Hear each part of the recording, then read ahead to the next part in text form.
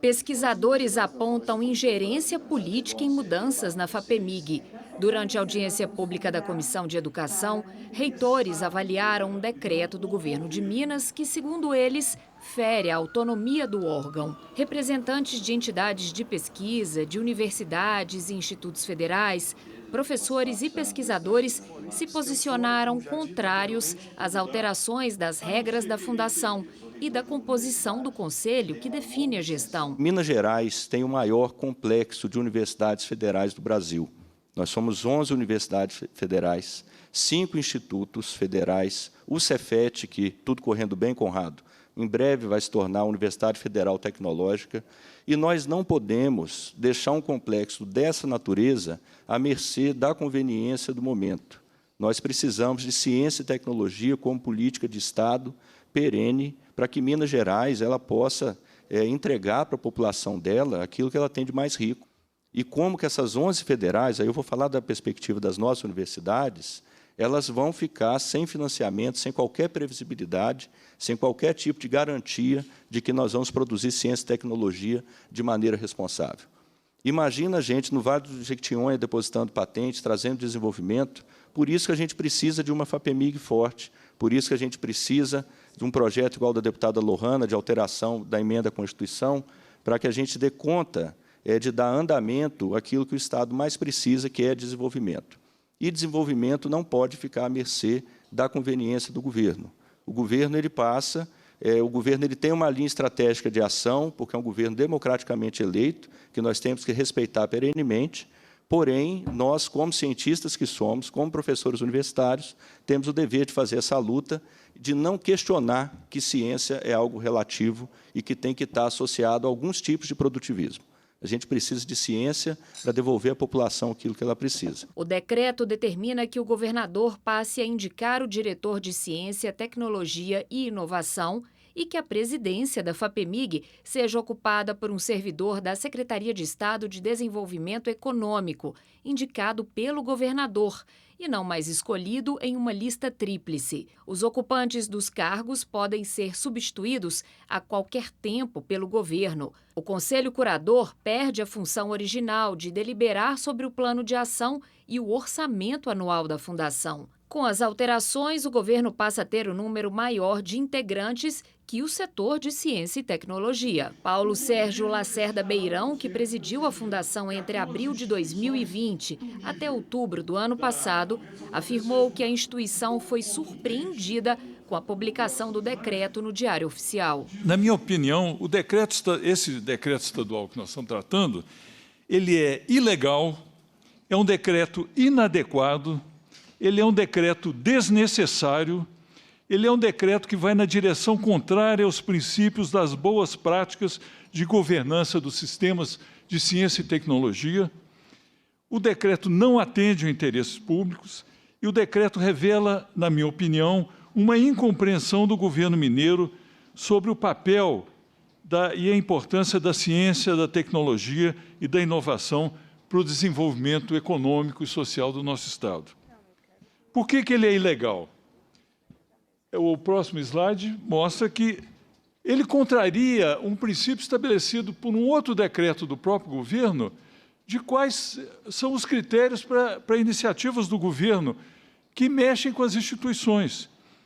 Ele não tem uma exposição de motivos assinada pelo titular, ele não tem manifestação fundamentada pelas assessorias jurídicas e pela AGE, e, sobretudo, não tem nenhuma manifestação dos titulares dos órgãos que são afetados e são parceiros da FAPEMIG.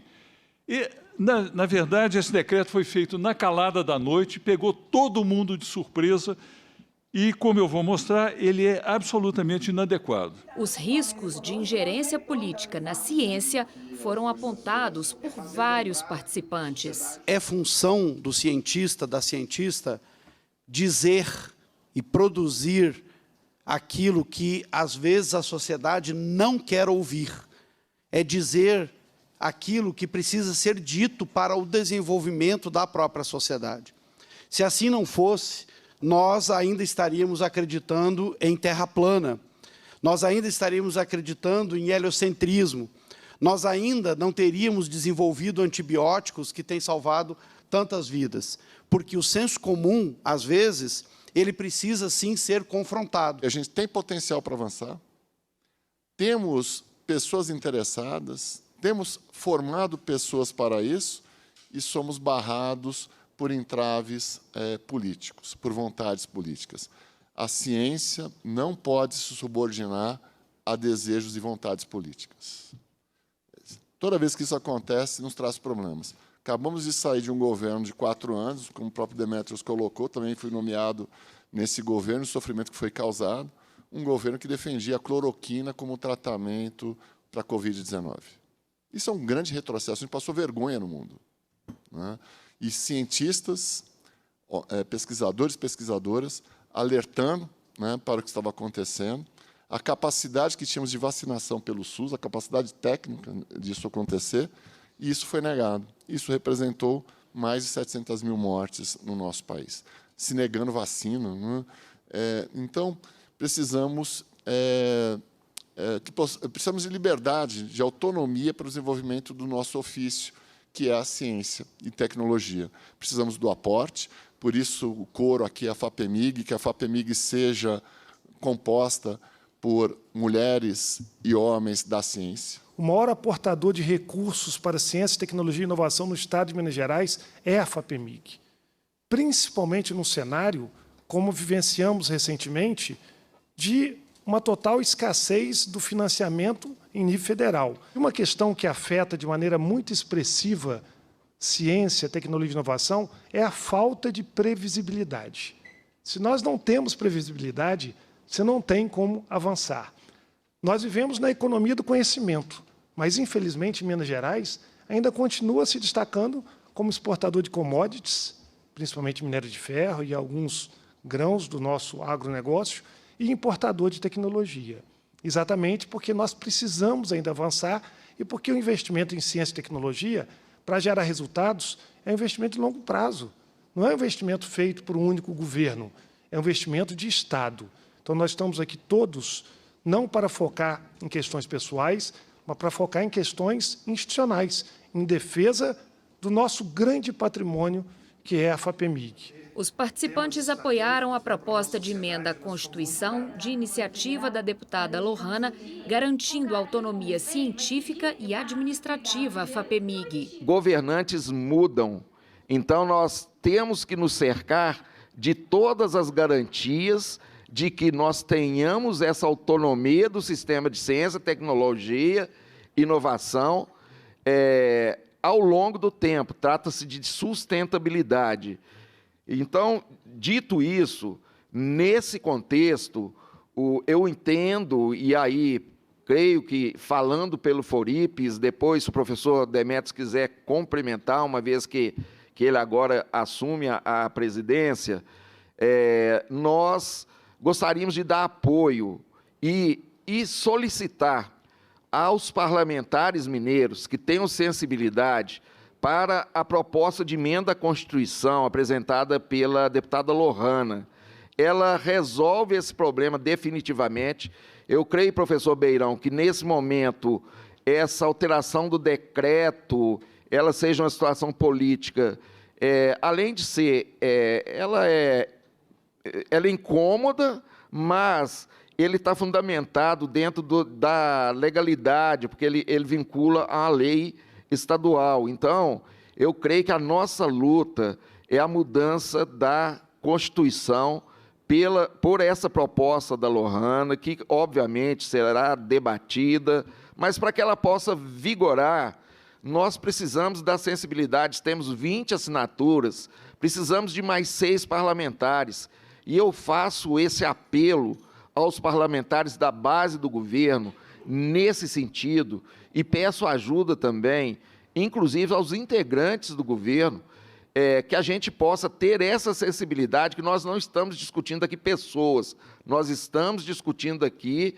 uma autonomia desse sistema de ciência, tecnologia e inovação, que será sempre parceiro do Estado. É obrigação nossa que a sociedade nos financie Nós temos que devolver para a sociedade o que ela almeja. Nós temos 20 assinaturas. Nós precisamos de 26 para que ela comece a tramitar. Qual que é a provocação que eu quero fazer aqui? Primeiro, ler para todos vocês o nome dos deputados que assinaram.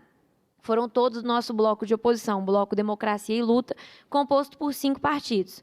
PV, o meu partido, o deputado professor Cleiton, PT, o partido da deputada Beatriz, também do nosso líder de bancada, o deputado Ulisses, PCdoB, é a nossa federação, e a outra federação que compõe o bloco, que é o PSOL e a Rede. Então, quem que assinou?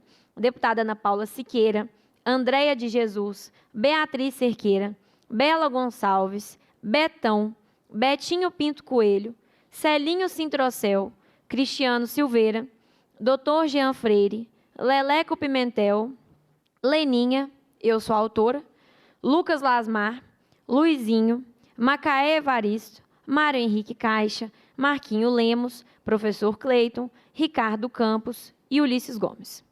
Nós precisamos de mais 6 assinaturas. Como que a gente vai conseguir essas 6 assinaturas? Eu tenho pedido, a deputada Beatriz tem pedido, todos nós temos nos envolvido. Mas os deputados têm um pouco de receio, e é natural que tenham, de entrar numa área de desgaste com o governo. Então, é importante, e aí essa altíssima representatividade de várias regiões de Minas presentes aqui hoje tem um papel fundamental.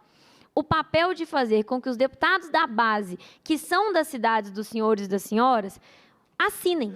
Para o representante do governo, a mudança no modelo foi pensada para trazer um maior alinhamento entre a formulação e o planejamento da política de ciência e tecnologia do Estado e seu principal órgão executor, que é a FAPEMIG. Foi uma mudança pensada para a gente ter um maior alinhamento entre o planejamento da política de ciência, tecnologia e inovação de Minas Gerais, que, pela lei da reforma administrativa aprovada nessa Assembleia, está a cargo da Secretaria de Desenvolvimento Econômico do Estado de Minas Gerais, e o seu principal órgão executor, que é a FAPEMIG, para a gente ter um alinhamento maior de quem formula, né, o que é a política, daquele que a executa.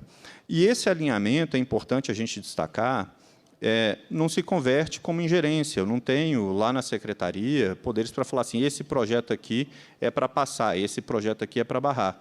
Porque quem define os projetos que vão ser financiados ou não são as câmaras técnicas. E elas são absolutamente independentes, não tem a possibilidade da gente dar uma canetada e falar que projeto tal tem que aprovar, o outro não. Mas, pelo menos, para a gente ter esse alinhamento mais forte e de mão dupla entre a execução da política de ciência, tecnologia e inovação e o seu planejamento. E é um modelo que a gente também não tirou do zero. É um modelo que é quase que a cópia absoluta do CNPq. Então, é um modelo que o cenário da pesquisa brasileira, da academia, já está, de alguma maneira, habituado, porque, desde 1951, o CNPq tem essa estrutura em que a presidência do Conselho do CNPq é indicação direta do presidente da República, e uma diferença, a vice-presidência também, e a presidência do próprio órgão, na fase executiva dele, é cumulada pelo presidente do Conselho. Eu vi uma desconfiança muito grande em relação ao decreto e às intenções do governo, e aí o que eu peço é para a gente viver o teste do tempo, né?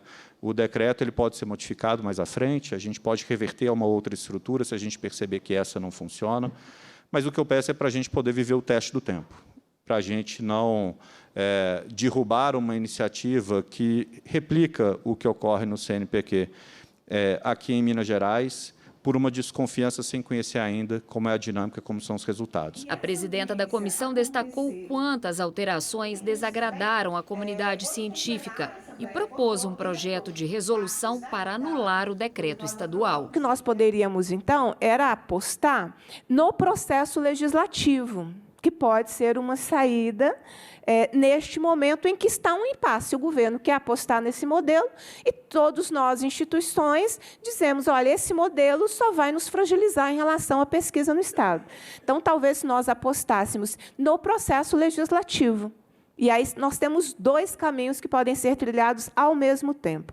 O primeiro caminho são as assinaturas. Nós precisamos de 6 assinaturas de deputados e deputadas para fazer o protocolo da PEC, porque depois de protocolado, aí a gente consegue caminhar com a tramitação. É a PEC que coloca na Constituição do Estado a autonomia da FAPEMIG. Então, é algo mais estrutural, mais robusto, né?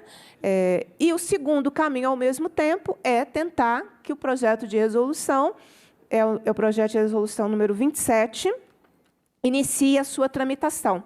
Ele começa na Comissão de Constituição e Justiça, seríamos o primeiro lugar que nós temos que pedir ao presidente da comissão para que inicie a tramitação. Enquanto isso, acho que as instituições que estão aqui poderiam se reunir com esse posicionamento do governo para pensar o que mais nós podemos fazer, né, no âmbito dessa luta pelo fortalecimento da nossa FAPEMIG, aqui no Estado de Minas Gerais, considerando esse impasse.